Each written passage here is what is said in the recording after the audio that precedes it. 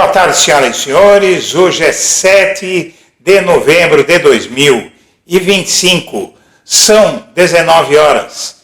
Minha amiga, meu amigo, neste dia 7 de novembro, no Primeiras Notícias, o Blog da Cidadania antecipou que o julgamento dos recursos, dos embargos de declaração de Bolsonaro e dos outros réus do Núcleo 1 da trama golpista seriam concluídos, esse julgamento seria concluído hoje para todos os réus, e o que foi dito pela manhã aqui era que seria em um par de horas. Aí foi o que aconteceu. Aqui no Blog da Cidadania você sabe antes. Não temos grandes aparatos, não temos grande estrutura, mas temos aqui informação, que é o que te interessa. Bom, vamos em frente. Agora eu tenho mais informação para você. O que é que acontece? Há mais a possibilidade de um novo recurso para cada réu, que é o embargo infringente. Embargos infringentes. Infringente significa o quê? Que eles infringem aquilo que está pacificado, ou seja, a condenação. Então, os embargos infringentes, eles têm o poder de mudar uma decisão. Eles infringem a decisão e mudam a decisão. Só que não cabem embargos infringentes, no caso dos réus do Núcleo 1 da trama golpista, porque seriam necessários 2 votos a favor dos réus, inclusive do Bolsonaro, para que pudesse haver embargos infringentes, que poderiam, eventualmente, supostamente, mudar a condenação e absolver os réus. Não é possível fazer isso, e agora, o que é que vai acontecer? O STF, dificilmente, eles vão pedir esses embargos infringentes para tentar empurrar com a barriga, que é a tática do bolsonarismo. Todos os réus, ou pelo menos o Bolsonaro, vão tentar empurrar com a barriga e vão pedir embargos infringentes. É raro a concessão desse tipo de embargo, principalmente nessa situação, não costuma acontecer, e o mais provável é que seja rejeitado in limine, ou seja, preliminarmente, de plano, seja rejeitado cada um desses recursos, sobretudo de Bolsonaro, vão ser rejeitados, e quem vai decidir sobre esses embargos, essa é a parte importante que eu quero te explicar, é o seguinte: a partir de agora, esse segundo round de embargos, ele vai ser decidido monocraticamente pelo Alexandre de Moraes. Agora é com ele. Quem vai decidir tudo a partir de agora, nesse processo, é o Alexandre de Moraes, para o Jair Bolsonaro, para o Braga Neto, para todos os outros réus, e inclusive o local da prisão de cada um, apesar que todo mundo já sabe, vai todo mundo para Papuda, essa turma, o Núcleo 1 vai inteirinho para Papuda, onde já está preparada uma ala para eles fazerem o churrasquinho deles lá, confraternizarem, porque a prisão dessa turma aí não vai ser pouca coisa. Vamos assistir. Você que acompanha o Blog da Cidadania, eu venho pedir a sua ajuda. Este fim de ano está bastante difícil do ponto de vista de remuneração para poder financiar o trabalho aqui do Blog da Cidadania. Então, se você puder nos ajudar fazendo uma doação, se você considerar fazer essa doação, use o código Pix que está na tela, nos ajude para a gente poder fazer um canal melhor para você e nos manter para poder enfrentar essa guerra que vai ser a eleição de 2026. Conto com você. Jair Bolsonaro sofreu um revés no Supremo Tribunal Federal nesta sexta-feira.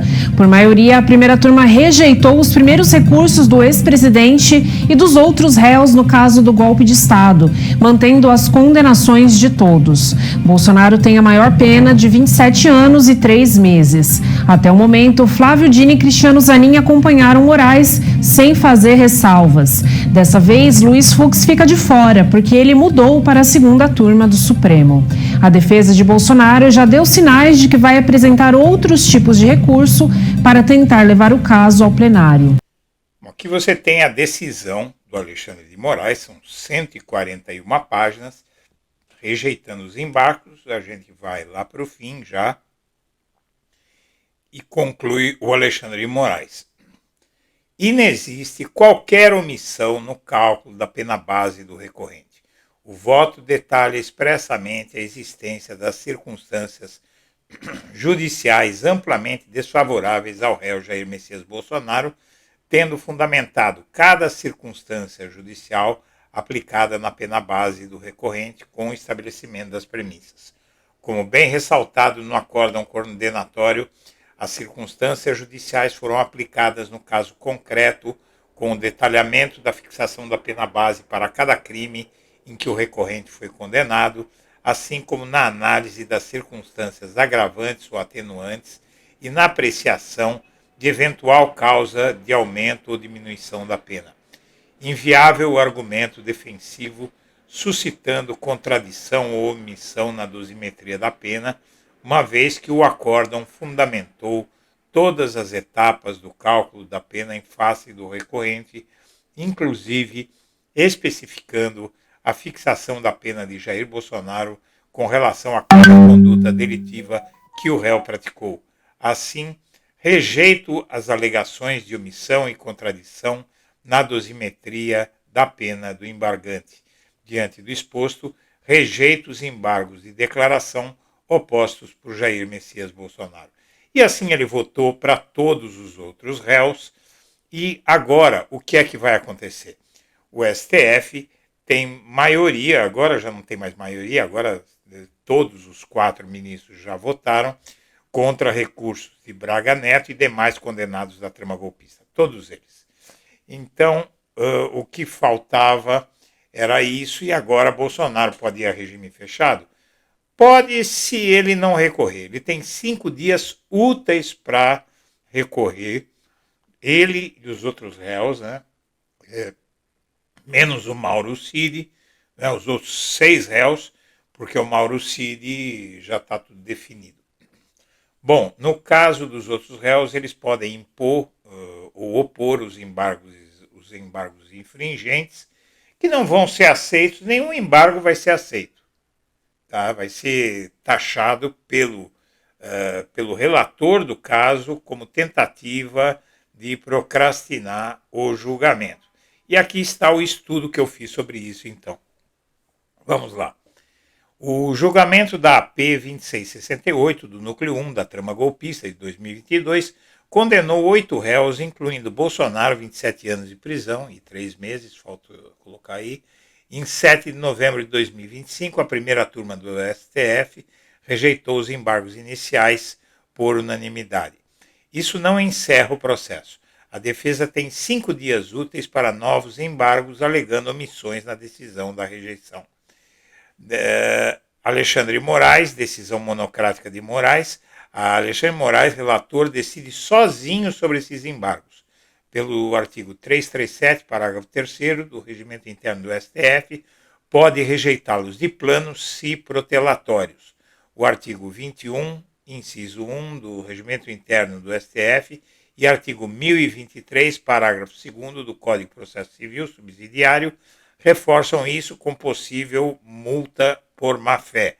Moraes já rebateu teses defensivas do mérito, a súmula 691 do STF e o artigo 574 do CPP limitam recursos novos. Transitado em julgado e execução, rejeitados os embargos, ocorre trânsito em julgado, artigo 5º, 42º da Constituição Federal de 88. Moraes expede o mandado de prisão, artigo 290 do Código de Processo Penal, em regime fechado, artigo 33, parágrafo 2º, a linha A do Código Penal. Prisões preventivas de agosto de 2025 se convertem em definitivas, artigo 312 do Código de Processo Penal e artigo 112 da Lei de Execução Penal para a progressão.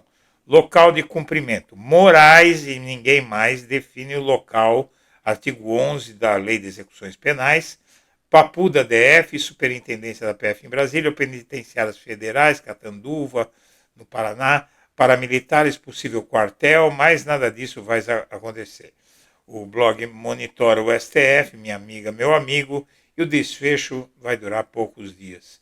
Muito provavelmente nós vamos ter a semana que vem inteira esperando novos embargos que vão ser opostos, e aí na primeira sessão do STF, na outra semana, talvez na segunda, talvez na terça-feira, não essa aqui, segunda-feira, terça-feira de agora, na próxima, e aí vai ser liquidada essa fatura e vai ser emitida a decisão do mandado de prisão contra todos eles.